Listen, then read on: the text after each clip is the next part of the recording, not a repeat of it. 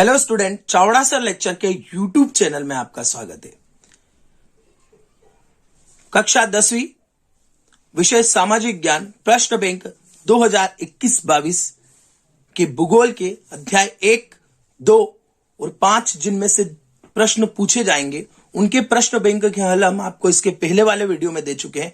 इस वीडियो में हम अध्याय 6 देखेंगे। आइए शुरुआत करते हैं अध्याय 6 की। अगर आपने अभी तक चैनल को सब्सक्राइब नहीं किया है तो चैनल को सब्सक्राइब करें, बेल आइकॉन को क्लिक करें जिससे आने वाले वीडियो की नोटिफिकेशन आप लोगों को मिल जाए। आइए शुरुआत करते हैं अध्याय 6। अध्याय 6 विनिर्माण उद्योग। पहला प्रश्न है स्वामित्व के आधार पर उद्योगों का वर्गीकरण। स्वामित्व के आधार पर जो उद्योग होते हैं वो कितने प्रकार के होते हैं ये पूछा है। तो स्वामित्व के आधार पर उद्योग 4 प्रकार के होते हैं।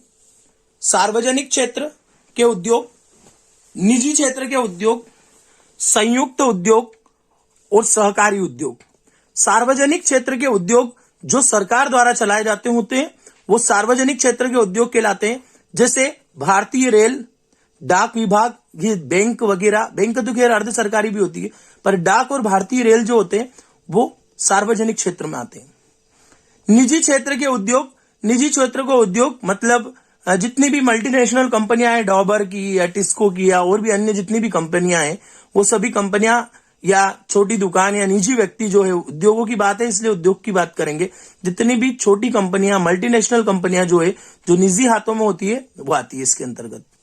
संयुक्त उद्योग जब कुछ कंपनियां या कुछ शेयर मार्केट के लोग या शेयर करके अपना उद्योग चलाते हैं वो क्या कहलाती है? संयुक्त कंपनियां कहलाती है, जहां पे एक से ज्यादा उद्यमी हो सकते हैं और वो कंपनी है ऑयल इंडिया लिमिटेड कंपनी।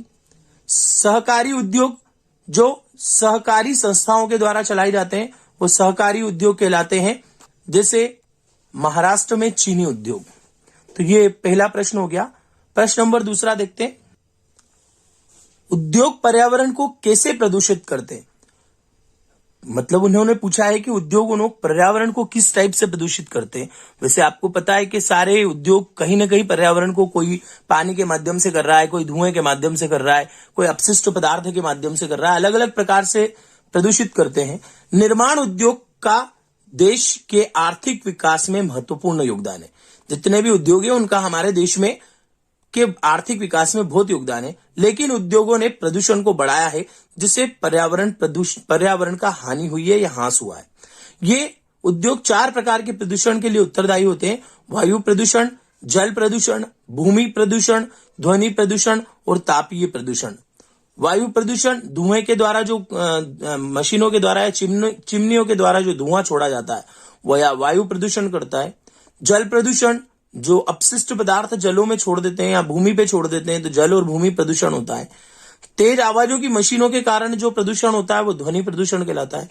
और तापीय प्रदूषण मतलब ज्यादा ताप की हाई टेम्परेचर की मशीनें चलाते हैं या गंदा धुआं या आग जैसी जो स्थिति होती है उससे जो टेम्परेचर, ग्लोबल वार्मिंग वगैरह का चेंज होता है वो तापीय प्रदूषण कहलाता है। क्वेश्चन नंबर 3, समानित संकलित इस्पात उद्योग और मिनी उद्योग में अंतर। तो समानित इस्पात उद्योग और मिनी उत्पाद उद्योग में अंतर निम्न है। समानित इस्पात उद्योग संयंत्र बड़ा होता है, जबकि मिनी शब्द से ही दिख रहा है इसलिए यह छोटा होता है। इसमें भारी इस्पात बनाया जाता है और मिनी में इसमें हल्के स्टील निर्धारित अनुपात के मृदु व मिश्रित इस्पात बनाए जाते हैं। भारत में 12 मुख्य उद्योग है। समानित इस्पात उद्योग 12 है और छोटे उद्योगों की संख्या अनेक है, बहुत सारे छोटे उद्योग है। तो ये 3 अंतर हो गए इनमें। क्वेश्चन नंबर 4 देखते हैं। क्वेश्चन नंबर 4 दे रखा है आधारभूत उद्योग क्या है, उदाहरण देकर समझाइए।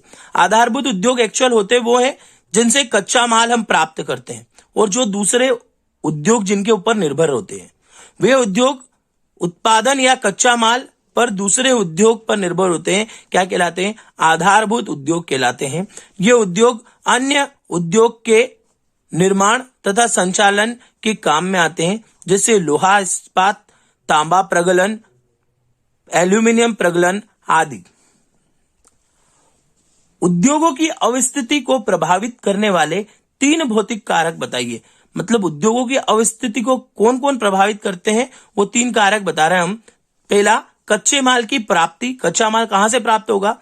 दूसरा, शक्ति के साधन, मतलब पैसा कहां से लगाया जाएगा। और तीसरा, उपयुक्त जलवायु, क्या उस एरिया की जलवायु ऐसी है कि जहां पे हम कच्चा माल ज्यादा प्राप्त कर सकें, या उधर के लोग पैसे वाले हो, या जैसा भी हो, वो सारी चीजें इसमें मायने रखती है। प्रश्न नंबर 6 देखते हैं।